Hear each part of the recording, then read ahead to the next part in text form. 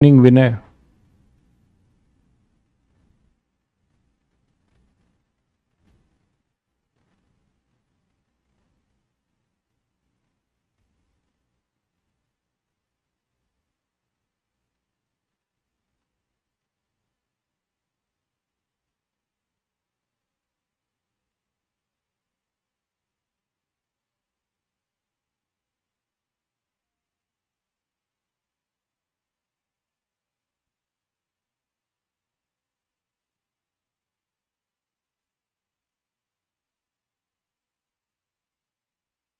विनय, कैलाश, दीपक, अभिषेक, सभी बच्चों को नमस्ते, गुड इवनिंग। कृति, गुड इवनिंग, नमस्ते।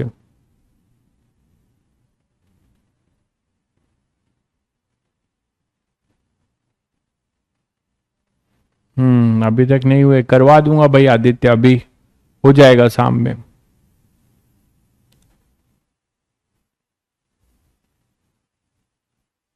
चलिए, तो लास्ट टर्न पे हम लोगों ने पोलराइजेशन और डिफ्रैक्शन किया था, है ना। पोलराइजेशन और डिफ्रैक्शन किया था। अब इस पे मैंने कहा था, कुछ बच्चे कह रहे थे कुछ क्वेश्चन करवा दीजिए, तो जो अभी तक तो एडवांस में तो कुछ पूछा ही नहीं गया है ना, जेई मेंस में है, तो जेई मेंस के पीवाईक्यूज हैं, ये करके थोड़ा प्रैक्टिस कर लेते हैं, आपको आइडिया लग जाएगा कैसे क्वेश्चंस आते हैं। तो क्वेश्चन आपके सामने है पहला।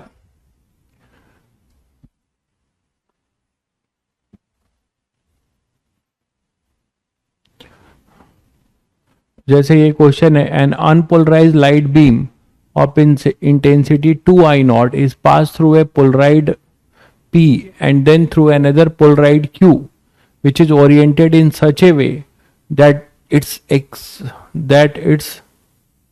passing axis makes an angle of 30 degree relative to that of P.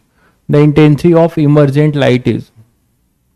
तो आपको ध्यान से देखना है कि आपको जो इनिशियल इंटेंसिटी है वो किसकी दे रखी हुई है। ये मैंने आप लोगों को बताया था, आपकी ओरिजिनल लाइट की अनपोलराइज लाइट की इंटेंसिटी दे रखी हुई है। तो अनपोलराइज लाइट की इंटेंसिटी आप जो है किसी पोलराइडर से पास कराओगे, 2I0 है ना, ये अपने पास है polaroid P and then another polaroid Q which is oriented in such a way, तो ये कुछ ओरिएंटेड है, ठीक है। दूसरा वाला Q, इसकी जो एक्सिस है वो इस वाले से कुछ एंगल पे है और इस तरीके से है कि फाइनल इंटेंसिटी नहीं दिया हुआ, such that it makes an angle 30 degree. ये थीटा आपको 30 डिग्री दिया है, कहां से, रिलेटिव टू P, तो P की एक्सिस ये है, दिख रहा है सभी को।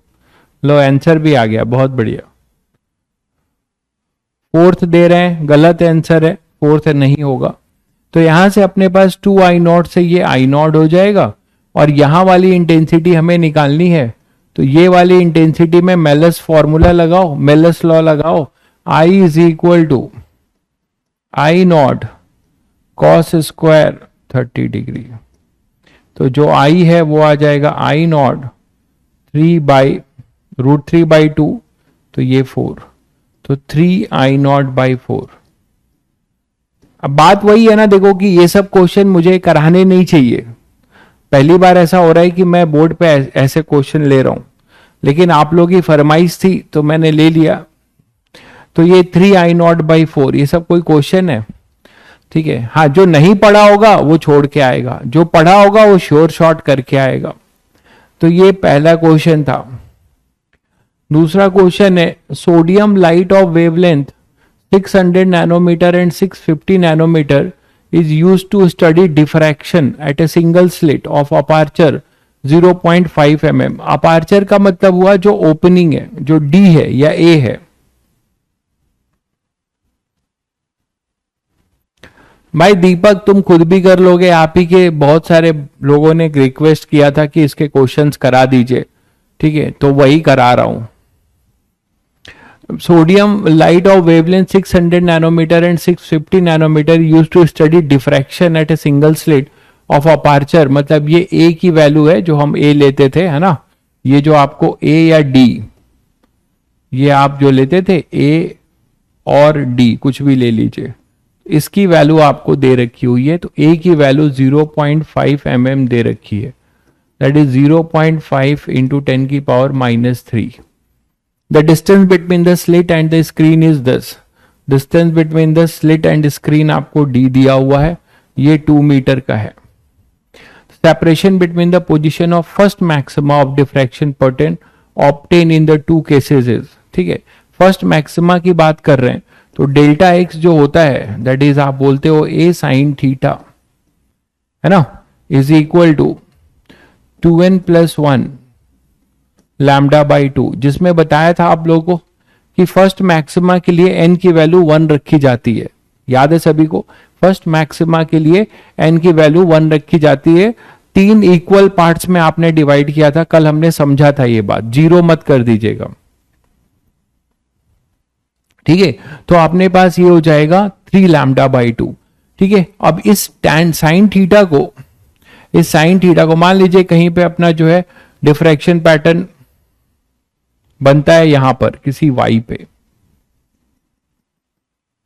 ये y पे बनता है, तो ये भी आप बोलते हो, है ना, ये भी थीटा ही बोलते हो। तो ये अपने पास tan थीटा भी लिख सकते हो, इसको ay/d लिख सकते हो in general, equal to 2n+1 λ/2, ठीक है। फॉर n इक्वल टू 1, पहले वाले के लिए हो जाएगा a/d(y1) इज इक्वल टू 3 λ1, 2 है क्या, हाँ 3 λ1/2। इसी तरीके से a/d(y2) इक्वल टू 3 λ2/2। तो अब आपसे क्या पूछा है, the distance between the slit and the separation between the position of first maxima and minima. तो सेपरेशन अपने पास क्या हो जाएगा, इसको इसके साथ सब्ट्रैक्ट कर देंगे, तो 2 - 1 दैट इज 3/2 a/d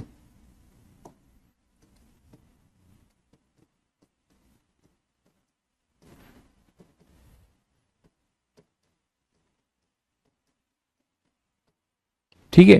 तो सेपरेशन y2 - y1 आएगा 3/2 a/d λ2 - λ1। और अब आपको तमीज से जो है बस वैल्यू पुट करके कैलकुलेट कर लेनी है। तो 3/2 और a अपना क्या है 0.5 इंटू 10 की पावर -3 अपॉन में सेपरेशन दिया हुआ है 2 और लैम्डा हो जाएगा 5 और ये भी नैनोमीटर, मतलब 10 की पावर -9। तो इसको पुट करके आंसर बता दीजिए आप लोग, इसका आंसर बता दीजिए। 3 आ रहा है, ओके, तो आंसर इसका 3 हो जाएगा। क्लियर है भाई, चलिए। A source of light is placed in front of a screen. Intensity of light on the screen is I. Two polarites P1 and P2 are placed in between the source of light and screen. ये such that होगा, such that the intensity of light on the screen is I/2. P2 should be rotated by an angle of dash degree so that intensity of light on the screen become 3I/8. ठीक है, देखिए, तो source of light is place in front of A screen. Source of light हमें दिया हुआ है screen के सामने। Intensity of light on the screen is I. भाई फ्रिंजेस की शेप जो है आपको बता दिया है भाई सोनू कि स्लिट के जगह पे अगर पिन होल होता है, YDSC में भी बताया था कि यहां अगर पिन होल होंगे तो यहां पे पैरा जो हमारा शेप होगा वो हाइपरबोला होगा। शेप अपना स्क्रीन पे जो आएगा वो हाइपरबोला होगा, ये आपको याद रखना है। अगर स्लिट के जगह पे पिन होल होते हैं। The source of light is placed in front of a screen. Intensity of light on the screen is I. Two polarites P1 and P2 are placed between the source of light. तो मान लो कहीं यहाँ पे source of light है, आपने दो polarites P1 और P2 हैं। शुरू में आपको जो है देखिए, शुरू में दोनों जो है पैरेलल होंगे, ठीक है, ठीक है। हमने जो है यहां पे लिया है कि source of light is placed in front of A screen, intensity of light on the screen is I. ये जो आई है वो कहां पर है, स्क्रीन पे है। To पोलराइड्स P1 P2 are placed, तो ये जो P1 और P2 है इनिशियली जो है अभी आप पैरेलल लोगे, हालांकि इनको मेंशन करना चाहिए, शुरू में इन्होंने मेंशन नहीं किया है, मतलब वो पैरेलल है। Place between the source of the light and screen such that intensity of light on the screen is I/2। तो इंटेंसिटी स्क्रीन पे अपना कितना है, I/2 है। इसका मतलब इसका एंगल निकाल लोगे, सॉरी स्क्रीन पे I/2 है, मतलब ये I0 था, ये I था, और ये थीटा इनमें 0 है ना, ये थीटा अपना 0 है, इन दोनों के बीच का थीटा 0 है, तभी तो यहां से ये I/2 आएगा और यहां से भी I/2 जाएगा। बोलो भाई, यहां से भी I/2 जाएगा और स्क्रीन पे भी I/2 होगा। क्लियर है? अब P2 को आप रोटेट कितना करोगे, so that the intensity of light on the screen become 3I/8। अब आपको इसको क्या करना है, रोटेट कर देना है। तो इसको आपको रोटेट कर देना है कुछ ऐसा, इधर रोटेट भी कर सकते हो, इधर भी कर सकते हो, ठीक है, आपके ऊपर है। तो मान लो आपने थीटा रोटेट कर दिया, तो अब जो नया इंटेंसिटी है यहां पर आएगा वो आपको दिया हुआ है, वो कितना है, 3I/8। इसका मतलब 3I/8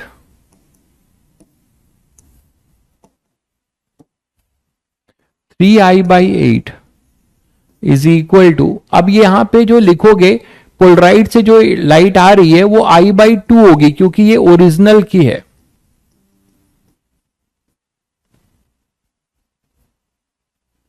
ये क्लियर है सभी को, ओरिजिनल की है। तो 3I/8 equal to I/2 cos square theta. तो यहां से आपको कॉस थीटा मिल जाएगा, वो आ जाएगा 3/4 अंडर रूट, दैट इज √3/2। तो थीटा आएगा अपने पास 30 डिग्री। तो ये आ जाएगा 30 डिग्री। समझ गए भाई, यही सब क्वेश्चंस आते हैं। तो अगर आप ऐसे, आपको बहुत सारे टॉपिक्स मिल जाएंगे जहां पे 8 से 10 सवाल जो एक्सपेरिमेंटल टॉपिक्स पे पूछते हैं, और वो इजी तो सारे ही होते हैं क्वेश्चन, बट जो और इजी होते हैं वो इसी टाइप के होते हैं। हाँ, जो नहीं पड़ेगा फैंटम बन के, ठीक है, खाली एडवांस के चक्कर में फैंटम बनेगा और ये सब नहीं पड़ेगा तो शायद नहीं कर पाएगा। 150 degree,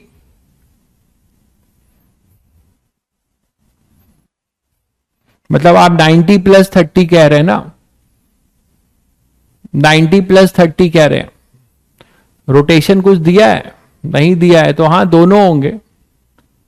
P2 should be rotated an angle of 30 degree, clockwise या एंटी क्लॉकवाइज इनको बोलना चाहिए, क्लॉकवाइज या एंटी क्लॉकवाइज इनको बोलना चाहिए। 90 डिग्री कहां आएगा यार, इसमें भी भाई साहब 90 डिग्री ला रहे हैं, इसमें भी 90 डिग्री ला रहे हैं। अब ऐसे ये 90 डिग्री कहां आएगा, कुछ इसकी तो नहीं बता रहे हो। An unpolarized light beam of incident on the polarizer of polarization experiment and the intensity of light beam emerging from the analyzer is measured as 100 lumen। Analyser की दी हुई है, पोलराइजर से इंसिडेंट होके एनालाइजर पे गई 100 बीम है। Now if the analyser is rotated around the horizontal axis, तो शुरू में direction of light by 30 degree in clockwise, यहां मेंशन है the intensity of emerging light will be. तो शुरू में अपना जो है पैरेलल मान के चलेंगे, कुछ नहीं दिया है तो ठीक है। ये अपने पास पोलराइजर है, ये अपने पास एनालाइजर है, ठीक है। ये अपने पास आई जो है ये 100 है, तो obviously an unpolarised light beam, देखिएगा an unpolarised light beam is incident on the polariser. तो ये आई है तो ये I/2 होगा ना, I/2, और फिर ये जा रहा है 100। ठीक है, अनपोलराइज लाइट है तो ये अगर अनपोलराइज लाइट को आपने आई लिया है तो ये आई बाई टू हो जाएगा। ठीक है, ये आई बाई टू हो जाएगा और ये 100 हो जाएगा। अब इनका क्या कहना है, now if the analyser is rotated around the horizontal axis, analyser को अब हम यहां से ऐसे रोटेट कर देते हैं, कितना, by 30 degree in the clockwise direction, the intensity of emerging light will be, तो अब ये आई बाई टू और ये 100, तो 100 is equal to the intensity of emerging light will be, emerging light मतलब जो बाहर जा रही ना, तो I बाई टू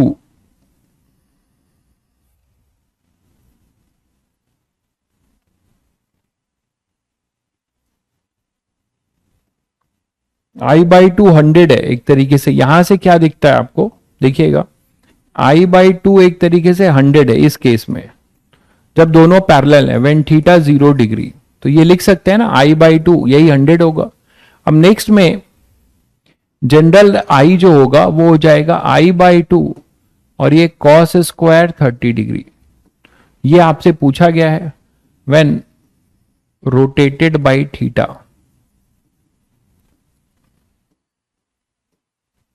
ठीक है, तो ये है इमर्जिंग आई, तो आई बाई टू 100 कर दीजिए, कॉस स्क्वायर 30, तो ये अपने पास 3 बाई 4, तो 75 आ जाएगा,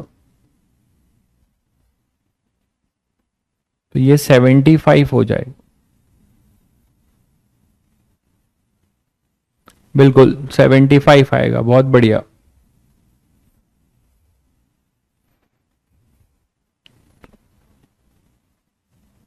ठीक है,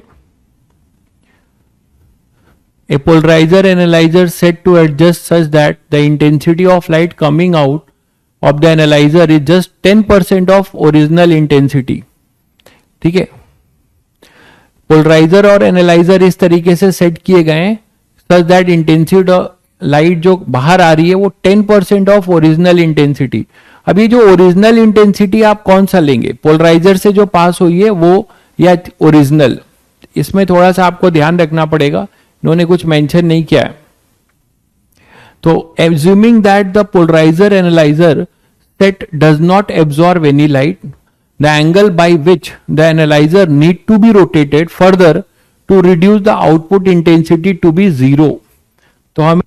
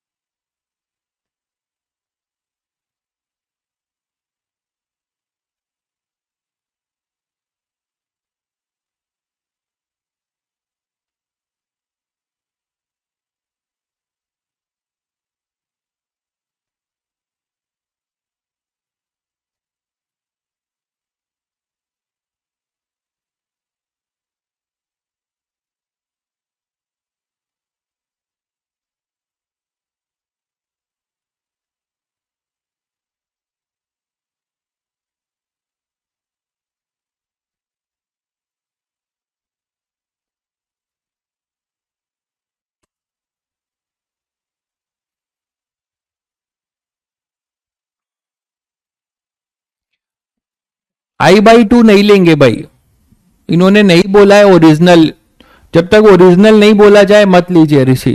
ठीक है, I/2 मत लीजिए भाई, आपको बोला है पोलराइजर एनालाइजर सेट, ये देखो यहीं से आपको समझ में आ रहा है, polariser analyser set is adjusted such that intensity of light coming out of the analyser is 10%। तो हमें ये 10% पता है तो इसको आई मान लो, खत्म हो गया, बाहर के और हमें क्या जरूरत है। तो यहां से अब आपको थोड़ा कैलकुलेटर का हेल्प लेना पड़ेगा। आप लोग बता दीजिए कॉस थीटा 1/√10 कितना आएगा।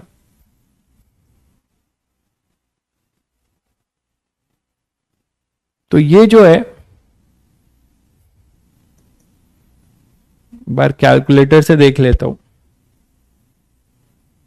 बताओ ये क्वेश्चन इन्होंने टपकाया है, कौन करेगा इतने के बाद। थीटा आ रहा है 71.6 डिग्री, कैलकुलेटर से करके आ रहा है 71.6 डिग्री, ये आप लोग बिना कैलकुलेटर के कर लोगे। अब यहां पे इन्होंने बोला है कि the angle by which analyser needed to rotate further to reduce the output to be 0, मतलब हमें π/2 लेके आना है। तो फर्दर कितना रोटेट होगा, क्लॉकवाइज ही रोटेट कर रहे हैं, ये दिया हुआ है क्या, उससे कुछ फर्क नहीं पड़ता, एंगल तो वही होगा। तो ये एंगल जो फाई होगा फर्दर, फाई जो हो जाएगा वो हो जाएगा π/2 minus theta, that is 90 minus 71.6 degree. कुछ आ रहा है देखो जरा, यही आ जाएगा फिर, ठीक है। तो मैं आपको बोलता हूं ना कि पेपर में कैलकुलेशन कैसे करोगे।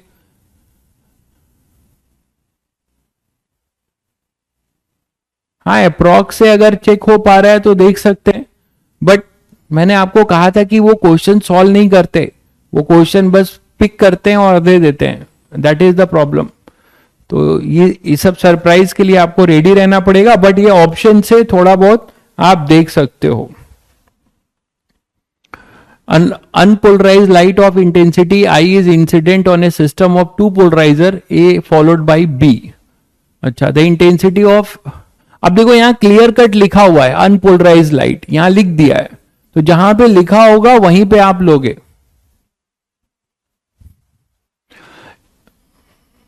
A followed by B, the intensity of emergent light is I/2, A followed by B, the intensity of emergent light is I/2, मतलब दोनों पैरेलल हैं, तभी तो ये I है, तो यहां से ये I/2 है और फिर यहां से I/2 है, तो ये दोनों पैरेलल हैं, एक्सिस पैरेलल है भाई शुरू में। If a third polariser C, अब पोलराइजर C को इंट्रोड्यूस कर रहे हैं, कोई एक थर्ड पोलराइजर C इंट्रोड्यूस कर रहे हैं, ये सब कभी, चलो भाई आएगा यही सब, यही है जेई मेंस, यही है जेई मेंस भाई। तो अब क्या होगा, A and B, the intensity of emergent light is reduce to I/3, तो अब जो इमर्जेंट है वो अपना I/3 हो चुका है, ठीक है। The angle between the polariser A and C is, तो पहले ए और बी का निकाल लें, सॉरी बी और सी का निकाल लें, बी और सी का निकाल लें, इसका हमें I/3 दिया हुआ है और ये यहां से I/2 जा रहा है ना, ये यहां से जो I था वो I/2 पास कर रहा है, तो I/2 पास कर रहा है, तो ये अपने पास यहां से क्या लिख सकते हो, I/3 is equal to I/2 cos square, इन दोनों के बीच का एंगल, इन दोनों के, है ना, बी और सी के बीच का एंगल, तो कॉस इनवर्स थीटा BC ऐसे लिख सकते हैं, ठीक है। तो यहां से अपने पास आएगा 2/3 under root is equal to cos theta BC, ये लिख सकते हो।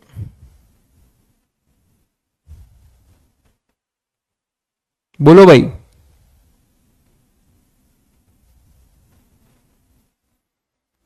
ठीक है। तो cos थीटा BC, अब यहां से cos थीटा BC में देखो क्या हो जाएगा, ये अपने पास BC था, ये थीटा था, तो A और C के बीच में कितना होगा, अरे भाई अगर ये आप थीटा बोल रहे हो तो ये कितना हो जाएगा भाई, 90 माइनस थीटा, ये अपने पास हो जाएगा 90 माइनस थीटा। बोलो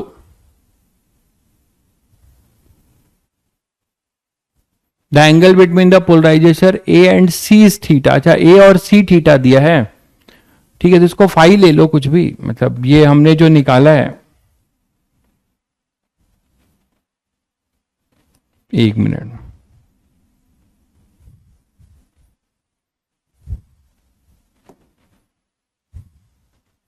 तो ये रिलेशन हमें दिया हुआ है कि अगर हम if a third polariser C is place between A and B, the intensity of light, emergent light is I/3। तो अगर आप सी लेके आते हो तो ये I/3 हो जाता है ना, ये I/3 हो जाता है। तो इन दोनों के बीच का एंगल अगर हम ये ले लें,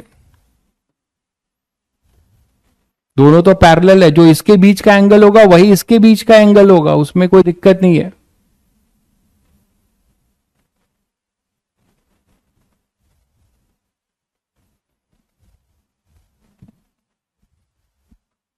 क्लियर है? पहले क्वेश्चन में क्या कह रहे हैं, I/10 को I लेंगे, I/10 को I क्यों लोगे, ये कह रहे हैं आप, I/10 को आप I लेंगे। नहीं भाई, देखिए क्या लिखा है, एनालाइजर का है, analyser is just 10% of original intensity. तो ये अपना पोलराइजर से पास होके जो आई जा रहा है उसको हमने आई बोला है, तो एनालाइजर से 10% ऑफ आई है, तो इसको हम लेंगे ना। ये सब क्या पूछ रहे हो यार फालतू, इसमें भी कंफ्यूजन हो रहा है ऐसे घटिया क्वेश्चंस में, इसमें भी लोग स्ट्रगल कर रहे हैं। ये क्लियर है भाई? तो यहां पे अपने पास the intensity of emergent light is reduce to I/3, the angle between polariser A और सी। यार जो ए और सी के बीच में वही एंगल होगा, क्योंकि ये दोनों पैरेलल थे ना, तो वही होगा जो इसके बीच में होगा। तो ये सीधे सीधे यहीं से लगा लो, ये जो थीटा होगा वही ए और सी के बीच में भी होगा, और वही बी और सी के बीच में भी होगा। यहां से इंटेंसिटी जो आई आ रही थी, ये I/2, अच्छा यहां पे इंटेंसिटी कुछ अलग हो जाएगी ना, 2 बार करना पड़ेगा, तो यहां पे I/2 आ रही है। तो इन दोनों में अगर आप लगा रहे हो तो ये हमें I नहीं पता, तो इसको हम कुछ I मान लेते हैं, ये I है, ठीक है, और इसका I/3 है, हाँ ये बात है। तो यहां की इंटेंसिटी अब हमें नहीं पता ना, यहां वाली इंटेंसिटी नहीं पता, तो इसको कुछ I, ये पहले देख लीजिए,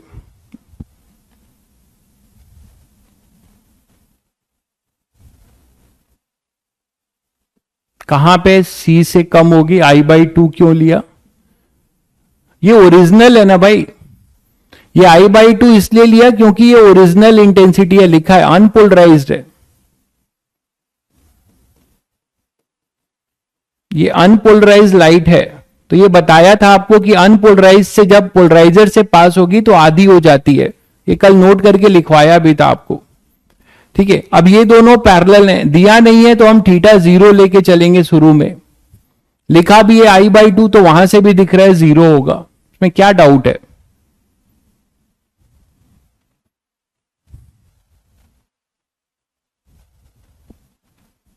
ठीक है, तो if a third polariser C is place between A और बी, तो अब इसमें ए और बी को आप इंट्रोड्यूस कर रहे हो सी।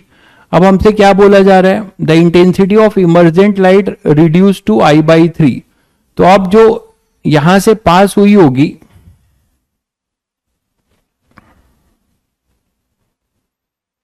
वो अपने पास I/3 हो गई है, तो अब इसके लिए हमें पहले I' निकालना पड़ेगा ना। तो यहां के लिए I' में क्या लिख सकता हूं, I/2 cos स्क्वायर थीटा, यही तो लिखूंगा। अब इसके लिए यहां पे यूज कर सकता हूं I/3 is equal to I' cos square theta, बोलो भाई। और I' को मैं लिख सकता हूं I/2 cos की पावर 4 थीटा। तो यहां से अपने पास 2/3 इक्वल टू कॉस 4 थीटा, तो कॉस थीटा इक्वल टू 2/3 की पावर 1/4, और दैट इज कॉस इनवर्स 2/3 की power 1/4।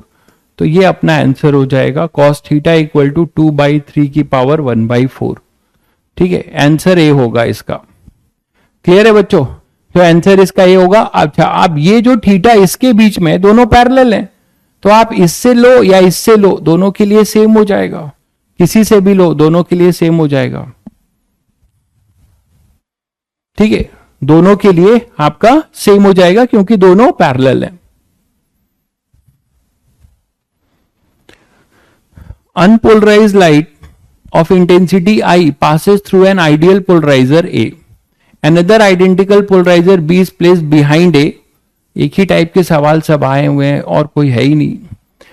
Polarizer light of intensity I passes through polarize unpolarized है, सब पढ़ लिया करो, यहाँ छोटी छोटी गलतियां यही हो जाती हैं। तो अनपोलराइज I है, वो passes through an ideal polarizer A, तो यहाँ I/2 हो जाएगा फिर। ठीक है, Another identical polarizer B is placed behind A, यहां पे फिर से कोई है। The intensity of line beyond B is found to be I/2। इसका मतलब ये यहां पर भी I/2 है, मतलब ये दोनों पैरेलल रहे होंगे, ये दोनों पैरेलल रहे होंगे। थीटा 0 है, क्वेश्चन पढ़ के ही समझ में आ रहा है ना भाई।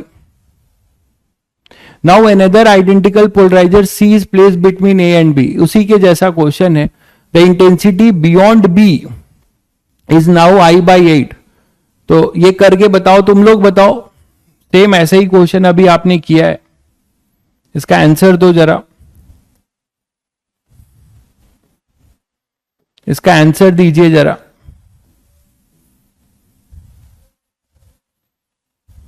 अभी अभी तो इसका जनरल फॉर्म निकालना है एक तरीके से।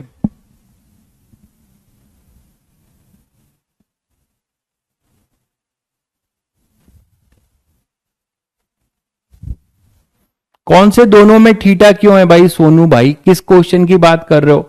दोनों में थीटा क्यों? कौन से दोनों में थीटा क्यों, इसकी बात कर रहे हो? अरे ये दोनों पैरेलल है मेरे भाई, जो एंगल सी जो है ए से बनाएगा वही बी से बनाएगा, इसमें क्या दिक्कत है? फिर हम यहां से अगर हमारे पास, पहले हमें मेलस लॉ लगाना पड़ेगा, सी और बी के बीच में लगाया, फिर पहले ए और सी के बीच में लगाया, तो यहां से I' मिलेगा। फिर हम C और B के बीच में लगाएंगे तो I/3 मिलेगा, वो I' इसकी इंटेंसिटी हो जाएगी आने वाली। अरे इसमें स्ट्रगल कर रहे हो।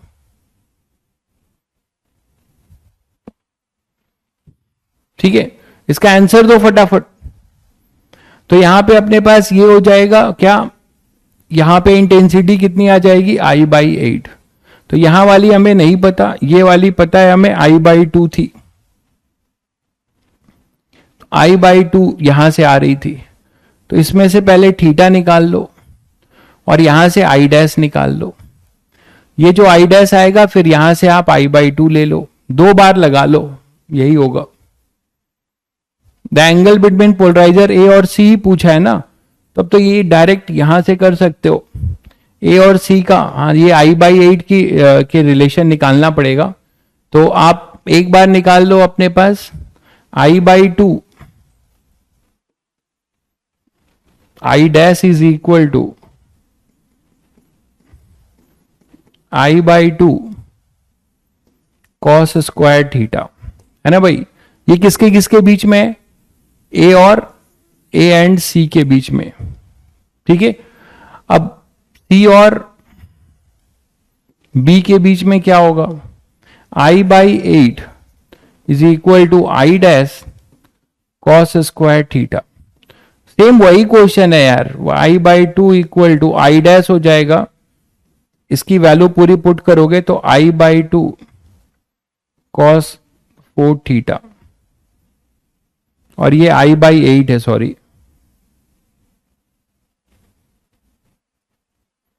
तो यहां से अपने पास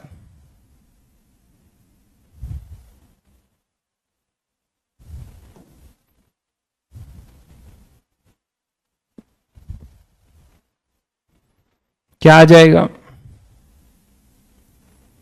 cos 4 थीटा 1/4, तो cos स्क्वायर थीटा 1/2 या cos थीटा 1/√2, नहीं, 1 मिनट, तो 1/4 आ रहा है ना, ठीक है, तो थीटा 45 आ जाएगा, थीटा 45 आ जाएगा भाई, ये आंसर हो जाएगा। ठीक है, नेक्स्ट है आपका orange light of wavelength 600 this metre illuminates a single slit of width this, the maximum possible number of diffraction minima produced by both the slit। इसका आंसर आप लोग दीजिए, इसका आंसर आप लोग दीजिए जल्दी फटाफट। बहुते मक्कार हो भाई तुम लोग। ऋषि भाई कह रहे सर बाकी सर होमवर्क दे दीजिए। जो लोग होमवर्क, यहां बड़ी दुविधा है, अगर ये सब ना पढ़ाओ ना कराओ तो भी जो है बोला जाएगा कि जेई मेंस की टॉपिक छोड़ दिया, कुछ नहीं पढ़ाया, और अगर पढ़ाओ तो लोग फैंटम बनते हैं, चौड़े होते जाते हैं। यही यही जो अंदाज है ना आपका, यही अंदाज आपको लास्ट में जो है फिर पश्चाताप कराता है। इस अंदाज को बदलिए।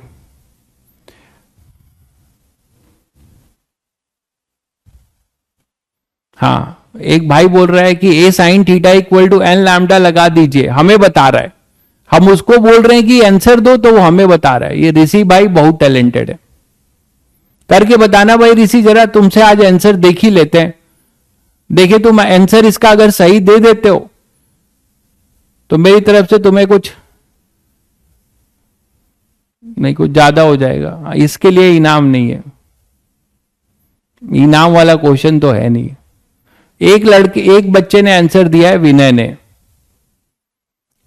ने आंसर दिया। अब गूगल सर्च करके मत कर लेना, अपने से ऑनेस्टली करके आंसर दो। विनय ने आंसर दे दिया है, अनुज ने आंसर दे दिया है, 2 बच्चों ने केवल आंसर दिया है।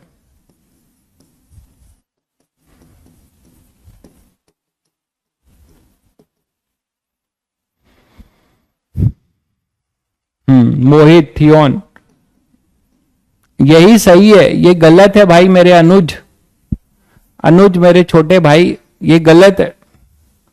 ऐसे ही फंडामेंटल गलतियां होती हैं और लोग गलत करके आते हैं। ठीक है, कैसे देखिए, आपको ऑर्डर लिखना सिखाया है, d sine theta n lambda, maximum order बताया था आपको, d by lambda sine theta maximum के लिए, है ना। तो for n max sine theta जो है अपना 1 होगा, तो एन मैक्स जो होगा वो होगा डी बाई लैम्डा। डी आपके सामने है 0.6 इंटू 10 की पावर -4 अपॉन में लैम्डा है अपने पास 6 इंटू 10 की पावर ये 3 और ये तो -7। ठीक है, तो ये अपने पास आ जाएगा 10 की पावर 2, दैट इज आ रहा है 100। और भाई ने, अनुज ने यही देखकर आंसर 100 टिक कर दिया। ठीक है, आपको ध्यान से क्वेश्चन पढ़ने का है। क्या बोला है, ऑन बोथ साइड, ये देखो जरा अंग्रेजी आती है, ये लिखा है from both side of central maxima, from both side of central maxima, n equal to 0 पे सेंट्रल मैक्सिमा है, तो इसमें सेंट्रल मैक्सिमा छुपा हुआ है, तो टोटल मिनिमा है ना इन वन साइड वो 99 होगा मेरे भाई, क्योंकि यहां पे central maxima n equal to 0 वाला छुपा हुआ है। तो मिनिमा वन साइड लिखो, टोटल क्या है, तो total minima on the screen 99 into 2। जो बच्चों ने आंसर दिया है उनका सही है ये, तो ये चीज आपको ध्यान से देखनी है। ठीक है,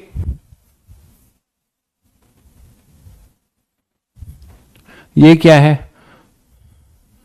consider the diffraction pattern obtain from the sunlight incident on A pin hole of a diameter 0.1 micrometer. If the diameter of the pinhole is slightly increased, it will affect the diffraction pattern such that the size decreases, intensity decreases, size increases, intensity increases. इसका answer दीजिए.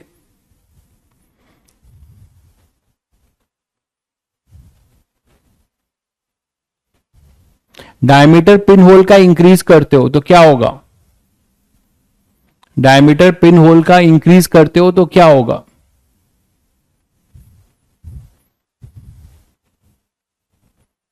बोलो भाई. Width से आप देख सकते हो, width से, है ना. जैसे आप विड्थ की बात करते हो तो विड्थ अपने सेंट्रल मैक्सिमा का कल हम लोगों ने निकाला था, है ना, 2 लैम्डा बाई ए. तो एक तरीके से आप देखो कि विड्थ जो है इनवर्सली प्रोपोर्शनल टू ए है ना. विड्थ जो है इनवर्सली प्रोपोर्शनल टू ए है. तो इट विल, पिन होल को इंक्रीज करोगे तो विड्थ जो है डिक्रीज करेगा. पिन होल के डायमीटर को इंक्रीज करोगे तो विड्थ अपना क्या होगा? इंक्रीज करा रहे हो ना. तो ये अपना क्या हो जाएगा? डिक्रीज करेगा. विड्थ अपना डिक्रीज करेगा ना. तो विड्थ डिक्रीज करेगा तो size increases and but intensity decreases.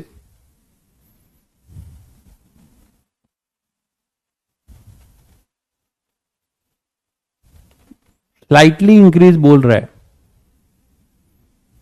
सी आएगा या डी आएगा? साइज इंक्रीज करता जाएगा बट इंटेंसिटी डिक्रीज करता जाएगा. हाँ, इंटेंसिटी तो डिक्रीज होगा ही, वो तो आप देख ही रहे हो. इंटेंसिटी तो डिक्रीज होगा ही. ठीक है, तो डिक्रीज वाले इंटेंसिटी पे मतलब ठीक है.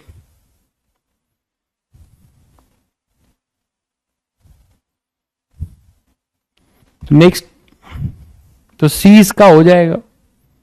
12 देख लीजिए, थ्योरेटिकल क्वेश्चन था यार. ये कर लेना भाई, इसका आंसर तो मैं नहीं करूंगा, एक ही टाइप के क्वेश्चन है सब. अच्छा, ब्रेविस्टर एंगल है, चलो कर लेते हैं.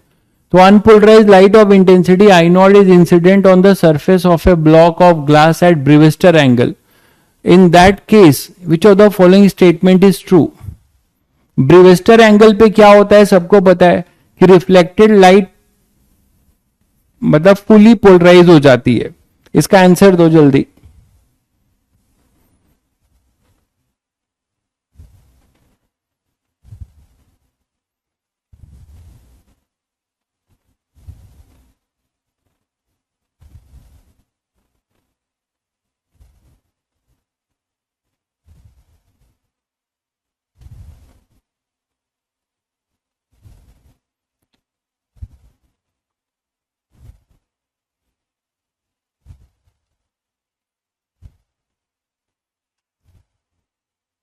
बोलो भाई, इसका आंसर जल्दी बताओ, पानी पी लूं मैं.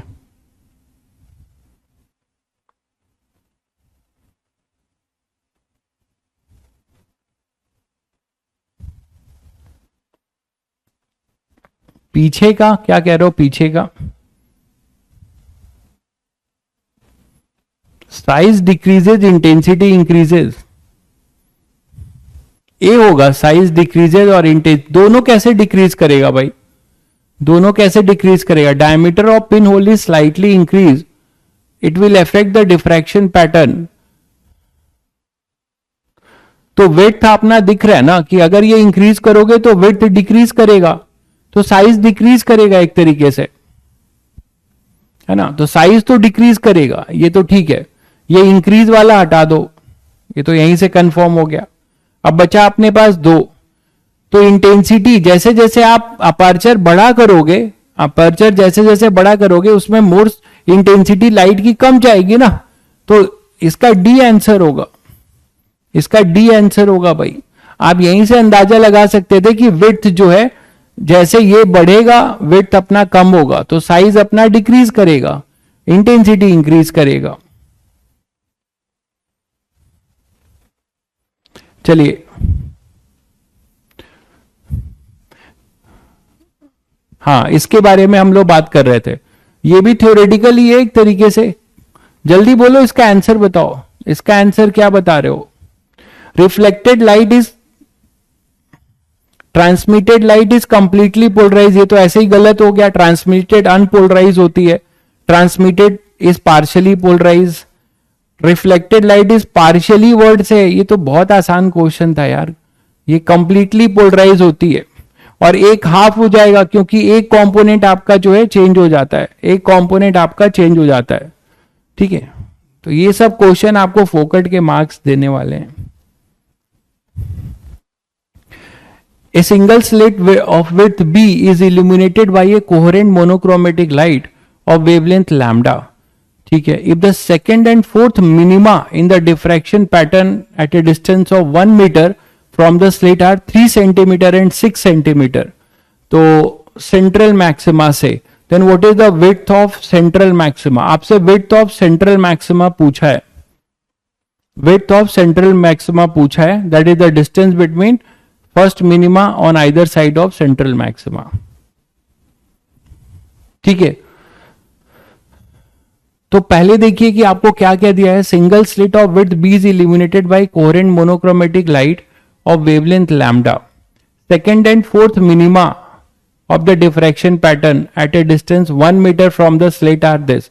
तो सेकेंड मिनिमा क्या हो जाएगा, D sine theta is equal to N lambda बोलते हो, तो पहले वाले के लिए लैम्डा होगा, सेकंड के लिए second minima, second and fourth minima, second minima, फिर d sine theta equal to 4 के लिए क्या हो जाएगा, एन इक्वल टू 1 है ना, सेकंड, अच्छा ये नहीं सॉरी, ये 2 लैम्डा होगा ना, फर्स्ट मिनिमा के लिए होता है, ये सेकंड के लिए, ये 4 के लिए हो जाएगा,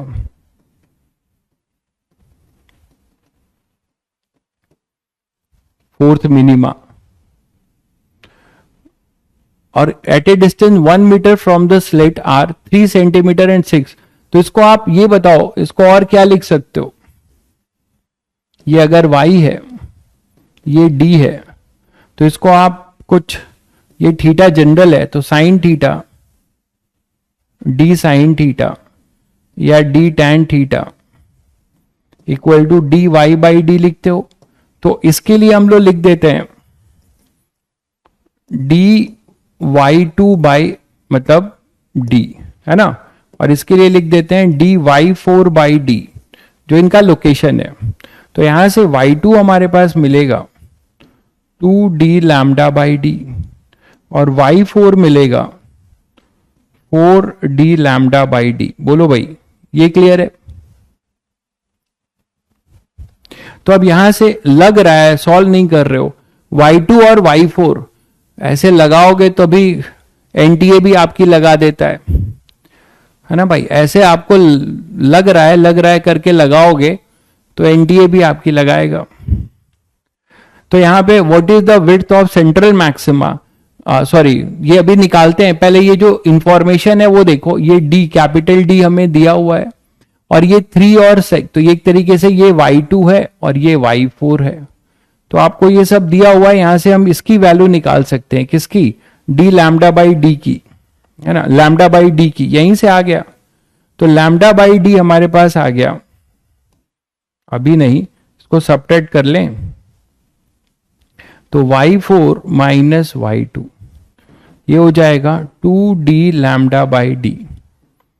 तो यहां से d by D y4 minus y2, ये देखो क्या आ रहा है हमारे पास, 2 लैम्डा बाई डी, और ये 2 लैम्डा बाई डी ही अपना क्या होता है, विड्थ होता है सेंट्रल मैक्सिमा का, width of central maxima.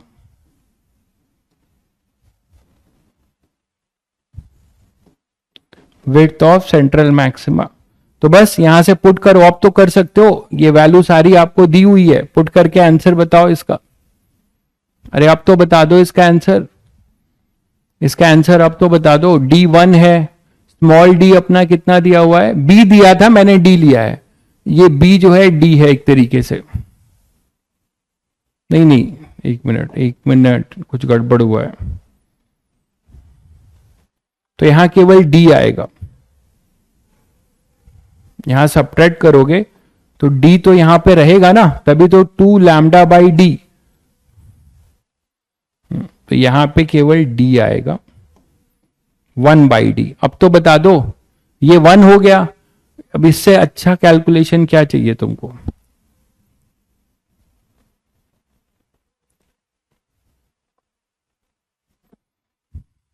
Six minus 3 आएगा,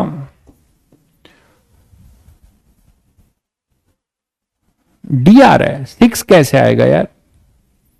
अरे y4 माइनस y2, ये 6 माइनस 3 करोगे तो 3 होगा, और कैपिटल डी 1 है तो 3 ही तो आएगा ना, 6 कैसे आएगा? इसमें भी दिक्कत आ रही है तुम लोगों को। 2 लैम्डा अपॉन डी कैसे आया? अरे भाई 2 लैम्डा अपॉन डी कैसे आया? यहां से आया, दिया हुआ है कि ये पोजीशन जो है, अगर ये पोजीशन सेकंड जो है मिनिमा की होगी, ये लिखा हुआ है ना, सेकंड मिनिमा के लिए n की वैल्यू 2 डाल दिया, ये फोर्थ के लिए n इक्वल टू 4 डाल दिया, और यहां पे d साइन थीटा को d टैन थीटा लिखा, ये लिखा हुआ है, ये लिखा हुआ है। और y के जगह पे हमने एक बार y2 डाला और एक बार y4 डाला, b आएगा ना? कंफर्म करो, अरे कंफर्म करो भाई, b आएगा, आंसर कंफर्म करिए प्लीज।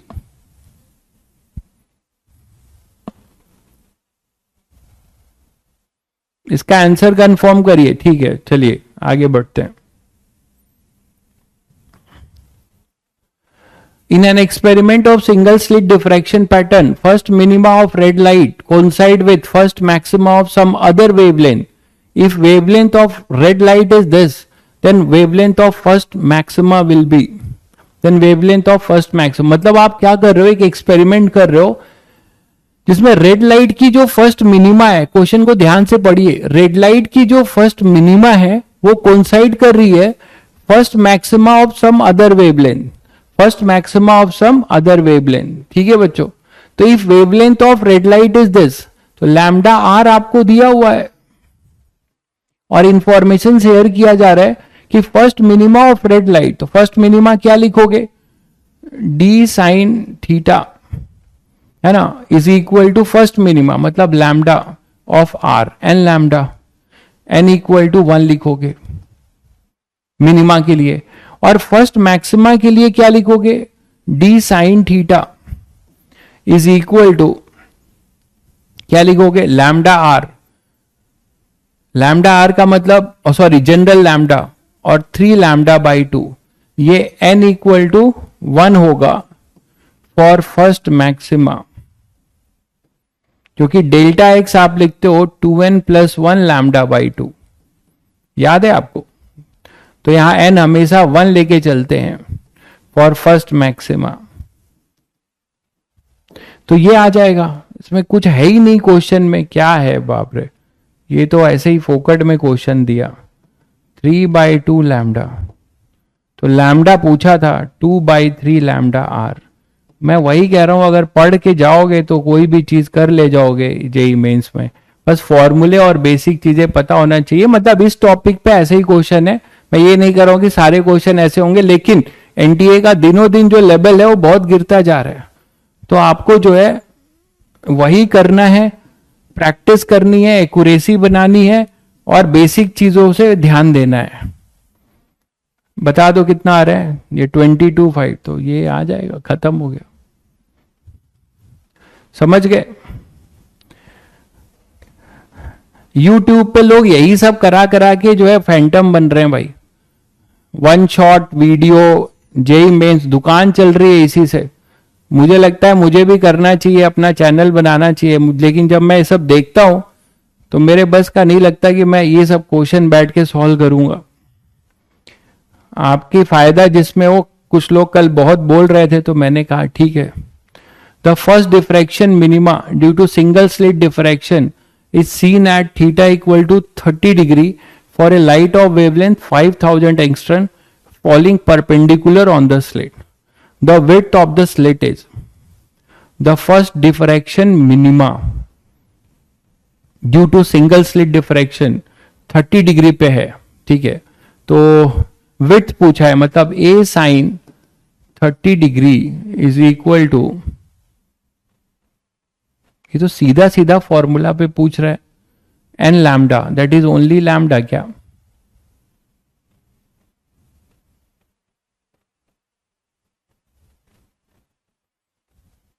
भाई ये क्या सवाल पूछा है इसने?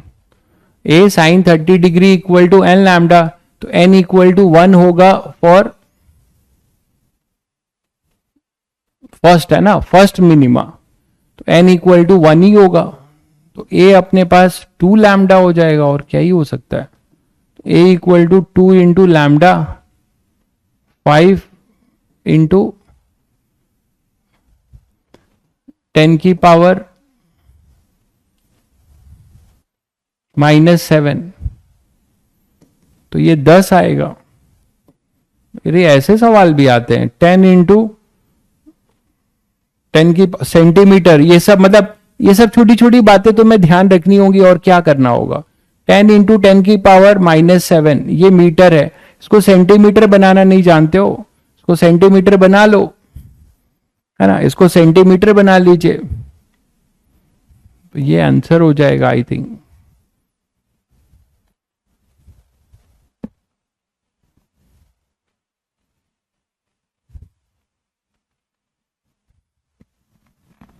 क्लियर है भाई बच्चों?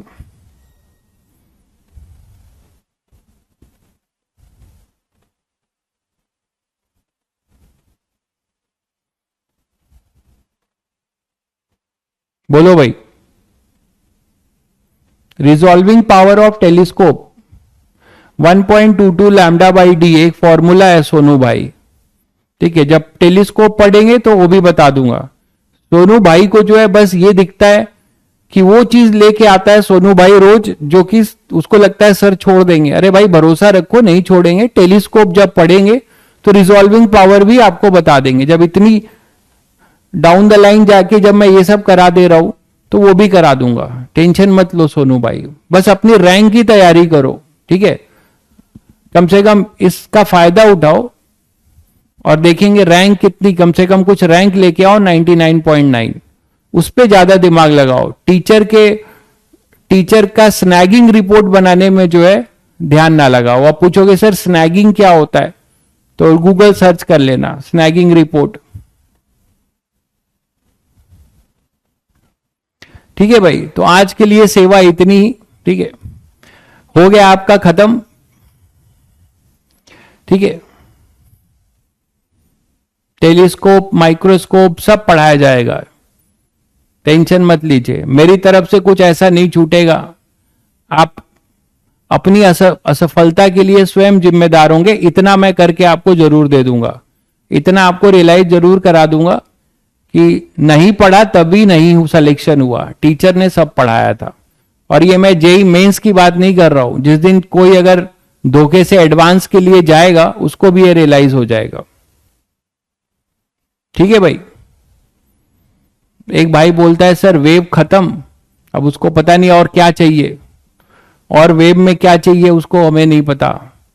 वाईडीएससी का जो है करीब 5 लेक्चर दिया है,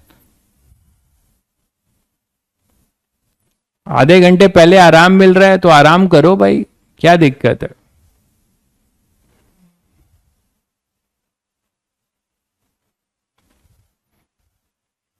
sir you are very good question, वाह भाई प्रणय, बहुत बढ़िया।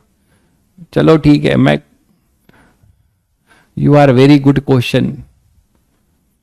Sir I have a great weekend, weekend ही मना रहे हो भाई कौशल कुशल, ऐसा ग्रेट वीकेंड क्या कर दिया तुमने, कहां घूम के आ गए।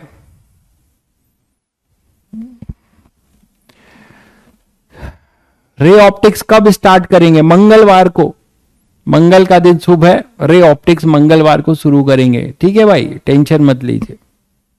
और बताइए, कुछ बोलना चाहते हैं, बताना चाहते हैं तो बता दीजिए, आज समय है मेरे पास। ऐसे तो मैं आप लोगों की कोई बात सुनता नहीं हूं, ना कुछ बात बोलता हूं।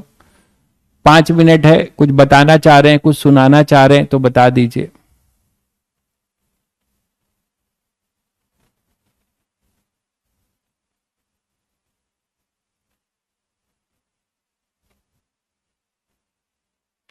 स्कूल से पीड़ा हमेशा रहेगी, उस पीड़ा के लिए कोई बाम नहीं है। स्कूल की पीड़ा को दूर करने के लिए कोई बाम नहीं है, ठीक है। जब प्री बोर्ड देंगे और जिस दिन आपका फेयरवेल होगा उसी दिन जो है आप स्कूल की पीड़ा से मुक्ति पाएंगे। स्कूल से की पीड़ा से मुक्ति पाने का सबसे जो आसान बाम है वो है स्कूल की जो आसक्ति है उससे आपको अपनी विरक्ति करनी होगी, है ना। स्कूल की आसक्ति से आपको विरक्ति भाव रखना होगा। अब आपको स्कूल जाने की आसक्ति है तो आपकी मजबूरी है, तो अब आप जाओगे ही, और जब स्कूल जाओगे तो 6 घंटे बर्बाद करोगे, और 6 घंटे बर्बाद करोगे तो फिर बाद में टेंशन में आओगे। तो ये चलता रहता है दौर, ठीक है। तो स्कूल की आसक्ति को दूर करिए, उतनी ही जाइए जिससे आपका अटेंडेंस बना रहे, 70% अटेंडेंस 75% बना रहे, ठीक है। 75% अटेंडेंस आपका बना रहे भाई, ठीक है। प्राइवेट स्कूलों में इसको बहुत स्ट्रिक्टली फॉलो नहीं करते कि आपका एडमिट कार्ड नहीं देंगे, 75% में आपका एडमिट कार्ड रोक लेंगे। प्राइवेट स्कूलों में ऐसा नहीं करते, ठीक है। गवर्नमेंट स्कूल में भले ही करते, हमारे केंद्रीय विद्यालय में कर देते थे।